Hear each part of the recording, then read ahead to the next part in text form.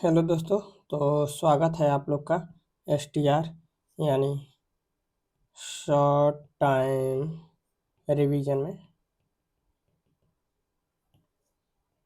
ठीक है, short time revision में आपका स्वागत है।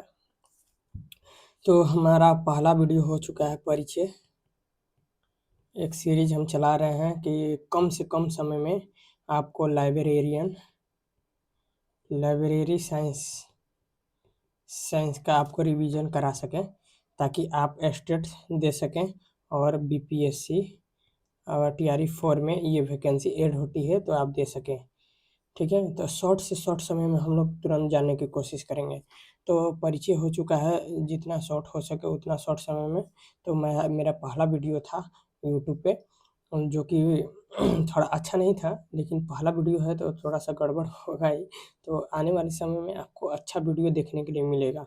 मैं धीरे धीरे अपने में इम्प्रूव करूँगा, और मैं खुद इसको पढ़ रहा हूँ।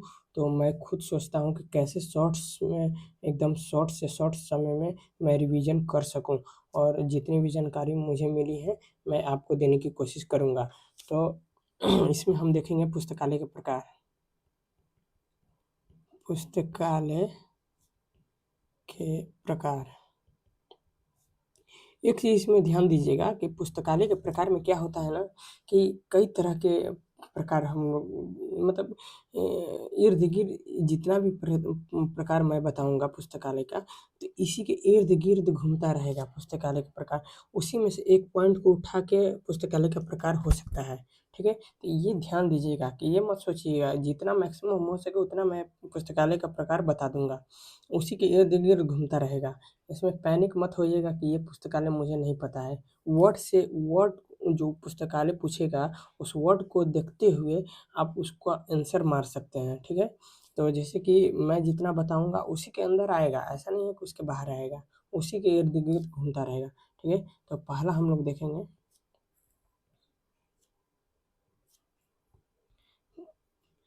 पहला पुस्तकालय के प्रकार में देखेंगे। पहला है राष्ट्रीय पुस्तकालय। नाम से आपको बस सीखना है। ठीक है, दूसरा है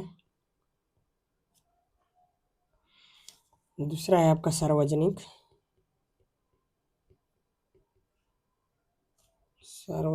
पुस्तकालय। तीसरा है आपका शैक्षणिक सॉरी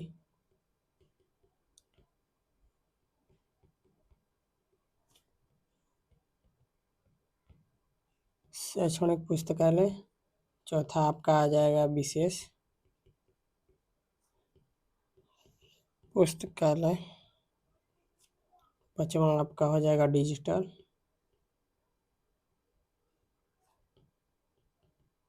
पुस्तकालय।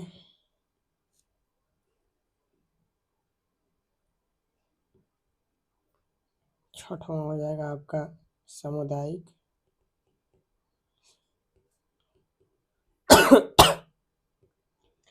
सामुदायिक पुस्तकालय। सामुदायिक का मतलब हो गया कम्युनिटी। ठीक है, सातवां आ जाएगा संसदीय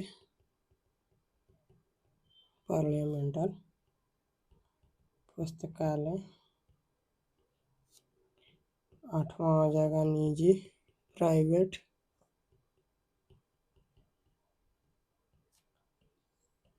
पुस्तकालय। नौवां हो जाएगा चर पुस्तकालय। चर यानी मोबाइल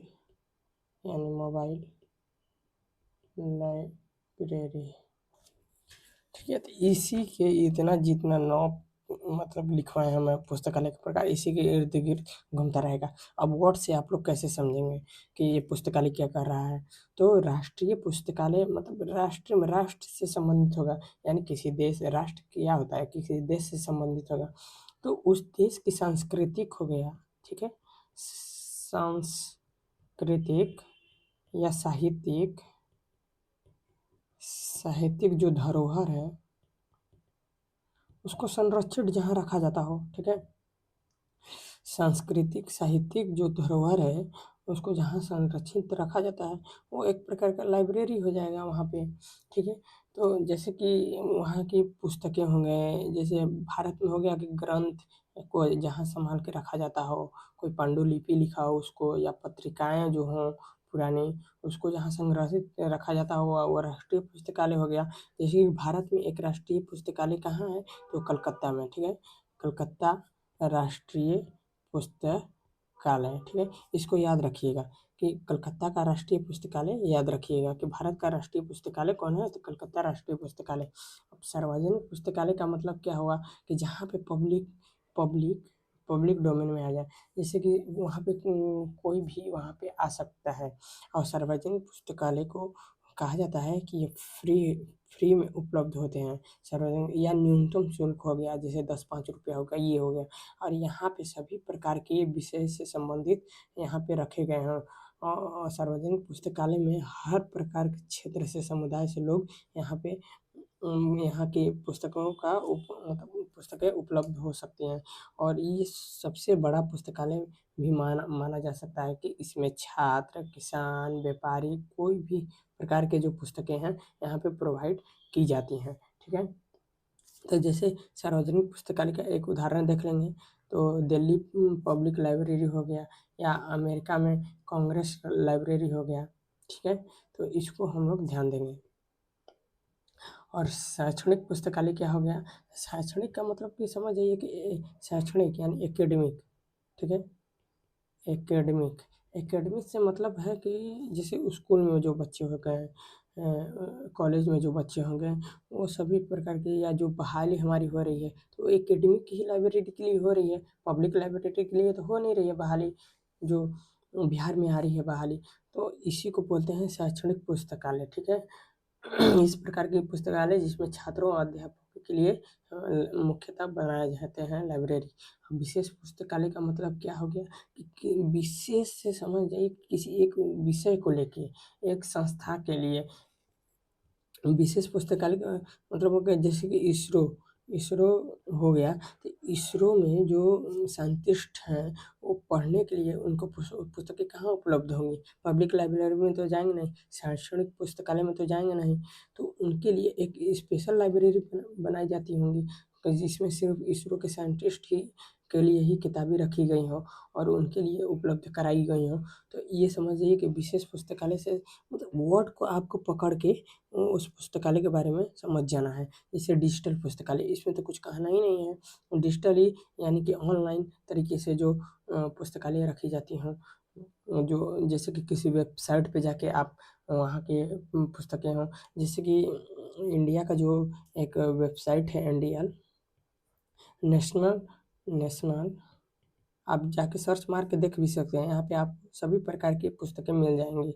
नेशनल डिजिटल लाइब्रेरी, ठीक है। यहाँ पे सर्च मारेंगे ना तो आपको डिजिटल रूप में, ऑनलाइन फॉर्म में आपको सभी प्रकार की पुस्तकें उपलब्ध हैं, ठीक है। तो यहाँ पे आप जाके देख सकते हैं। अब सामुदायिक पुस्तकालय से क्या मतलब है, सामुदायिक और पब्लिक पब्लिक हो गया, लेकिन ये सामुदायिक पुस्तकालय से क्या मतलब है, कम्युनिटी, यानी एक कम्युनिटी, जैसे कि एक गांव हो गया, एक पंचायत हो गया। तो एक गांव क्या हो गया, कम्युनिटी हो गया, गांव वाले की कम्युनिटी हो गई, तो मतलब समुदाय हो गया। तो ये एक समुदाय से रखते हैं। जैसे कि आप आने वाले समय में देखिएगा बिहार सरकार वैकेंसी निकालेगी कि पंचायत में, एक पंचायत में आपको लाइब्रेरी मिले, जिसमें कि वहाँ के गांव के लोग, यहाँ के छात्र के लोग, वहाँ पे जो नहीं भी पढ़ा लिखा है अगर कुछ पढ़ना जानता है तो वो भी आके पुस्तकें पढ़ सकता है कि भारत के बारे में कि कैसे स्वतंत्रता मिली, या या कृषि में विकास कैसे हो सकता है। इस सब के लिए एक पंचायत में आपको लाइब्रेरी खोल दी जाए तो इसको कहा जाएगा कि सामुदायिक पुस्तकालय में यह आता है, ठीक है। आगे देखेंगे संसदीय पुस्तकालय। संसदीय पुस्तकालय से ही समझ जाइए कि जहाँ संसद के जितने भी कार्य हों उसके बारे में लिखा, आर्टिकल में संशोधन जो हो गए, नए-नए जो आर्टिकल बनाए गए, किस आर्टिकल में क्या लिखा हुआ, ये सभी जानकारी संसदीय पुस्तकालय में आपको मिलेगी। और ये संसदीय पुस्तकालय 1921 में स्थापना की गई थी, ठीक है? और ये भारत का सबसे बड़ा पुस्तकालय है, संसदीय पुस्तकालय, ठीक है? अब निजी पुस्तकालय से क्या मतलब है? अब जैसे कि मान लीजिए कि मुकेश अंबानी जी हैं, तो वो तो पब्लिक लाइब्रेरी में जाएँगे नहीं, वो तो संसद में जाएँगे नहीं। उनको जानकारी लेनी होगी किसी विषय में या किसी विषय में, तो या अपनी कंपनी की जो भी जानकारी हो वो लेनी होगी, तो एक लाइब्रेरी तो चाहिए ही। तो जैसे वो अपने सेल्फ के लिए जो लाइब्रेरी बनाई जाती हैं, उसे निजी पुस्तकालय कहते हैं। और चर पुस्तकालय क्या हो गए, जैसे कि दूर-दराज में लोग हैं, जहाँ सुविधा नहीं पहुँच पा रही है, ठीक है? वहाँ के लोगों के लिए पुस्तकें मुहैया कराना ही चर पुस्तकालय होता है। और चर पुस्तकालय कैसे किया जाता है कि एक गाड़ी गाड़ी में सारी पुस्तकें को लोड करके और उनके पास यह सुविधा पहुँचाई जाती है, गाड़ी के ज़रिए, तो उसे चर पुस्तकालय कहते हैं। तो ये 9 पुस्तकालय समझ गए होंगे। तो आइए इसको नोट्स के फॉर्म में हम देख लेते हैं कि क्या-क्या होते हैं। तो जैसे कि हमने पहला देखा कि राष्ट्रीय पुस्तकालय देश की सांस्कृतिक साहित्यिक धरोहर का संरक्षण, देश की प्रमुख पुस्तकें, पत्रिकाएँ, ग्रंथ, पांडुलिपियाँ से ये सभी राष्ट्रीय पुस्तकालय इसमें संग्रहित होते हैं, संरक्षण होते हैं। भारत में राष्ट्रीय पुस्तकालय कलकत्ता राष्ट्रीय पुस्तकालय है। सार्वजनिक पुस्तकालय एक ऐसा पुस्तकालय जिसमें सभी जनता के लिए फ्री या न्यूनतम शुल्क लगे, ठीक है? ये याद रखिएगा कि सार्वजनिक पुस्तकालय में ये चीज़ होते हैं, फ्री या न्यूनतम। इस सार्वजनिक लाइब्रेरी को बहुत मजबूत लाइब्रेरी में गिना जाता है। इसमें हर वर्ग के लोग आते हैं, जैसे छात्र, अध्यापक, किसान, व्यापारी।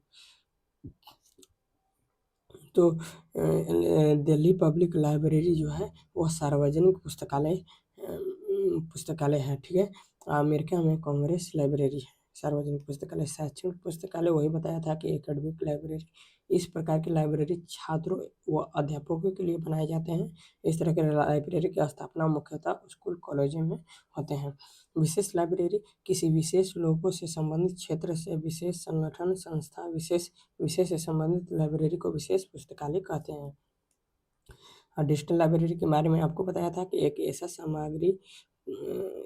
ऐसा सामग्री पुस्तकों का संग्रह जो डिजिटल या ऑनलाइन रूप में हो। जैसे कि एक वेबसाइट है, इसको आप भी जाकर चेक कर सकते हैं, नेशनल डिजिटल लाइब्रेरी इंडिया। सामुदायिक पुस्तकालय यानी कम्युनिटी लाइब्रेरी किसी विशेष क्षेत्र को रख कर विशेष समुदाय के लिए बनाई जाती हैं, जैसे कि पंचायत या गाँव में। संसदीय पुस्तकालय भारत का एक बड़ा पुस्तकालय है। 1921 में इसकी स्थापना हुई। विधायिका से जुड़े दस्तावेज के मतलब कि जो नए आर्टिकल संशोधित किए हैं, कितने लोगों ने वोट दिया है इनके पक्ष में, ये सब जानकारी जो रखे जाते हैं। और निजी पुस्तकालय, प्राइवेट पुस्तकालय व्यक्तिगत रूप से स्थापित किए जाते हैं। इसमें मुख्यतः स्वयं सेल्फ के लिए एक निजी पुस्तकालय का निर्माण स्वयं से करते हैं, ठीक है? चार पुस्तकालय यानी मोबाइल लाइब्रेरी दूर-दराज लोगों को किताबें उपलब्ध कराने हेतु एक गाड़ी या साधन का व्यवस्था कर उन्हें यह सुविधा उपलब्ध कराना। तो ये जान लीजिए कि ये जितने भी प्रकार के पुस्तकालय हैं, इन्हीं के इर्द-गिर्द घूमता रहेगा और आपको शुरू के अर्थ को समझते हुए उसका आंसर दे देना है। तो उम्मीद करता हूँ कि ये भी आपको आज की वीडियो थोड़ा-सा इम्प्रूव लगी हो पहले की वीडियो से। तो मैं यहीं पे अलविदा चाहता हूँ और थैंक्स आपका कि जो आप मेरे चैनल पे हैं और मुझे थोड़ा-सा प्रोत्साहन करने की कोशिश किए। एक व्यू से मैं तो देखता हूँ डेली कि कम से कम एक व्यू भी एक दिन में अगर हो जाता है तो मेरे लिए बहुत खुशी की बात है।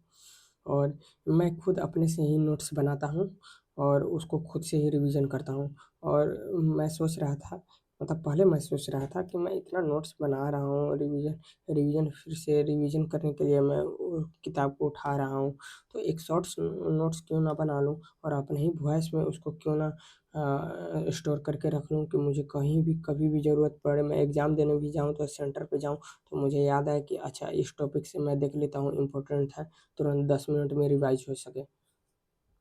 तो थैंक यू दोस्तों, यहाँ तक आपको आप देखने के लिए आपका बहुत बहुत धन्यवाद। थैंक यू दोस्तों।